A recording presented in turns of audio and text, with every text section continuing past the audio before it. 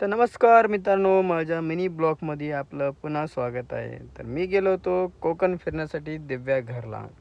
दिव्याघर फिरून घेतला. दिव्याघर फिरून परत मी हरिहरेश्वर बीचला गेलो फिरण्यासाठी. हरिहरेश्वरला महादेव टेम्पल एकदम सुंदर आहे, प्राचीनकालीन आहे आणि तुम्ही त्याच्या पाठीमध्ये 60 पायऱ्या तुम्हाला चढून परत समुद्राच्या किनारी पण जाऊ शकता. आणि मी असं समुद्रकिनारी आलो आणि एक माझा व्हिडिओ बनवला मी. कसा व्हिडिओ आला मला सांगा तुम्ही. माझे ॲक्शन बघा आणि मला कमेंटमध्ये पण सांगा.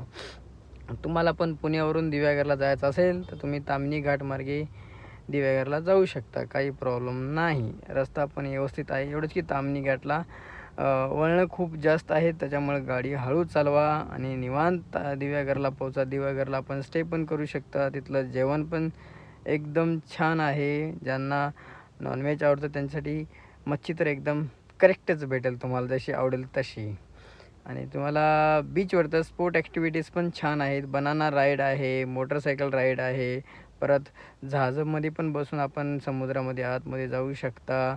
आणि परत काय बरेच ॲक्टिव्हिटीज आहेत. आणि लहान लेकरांसाठी तर बीच एकदम खास आहे. तर भावाला फॉलो करा, सबस्क्राईब करा आणि असंच चॅनलला व्हिजिट करत राहा. धन्यवाद.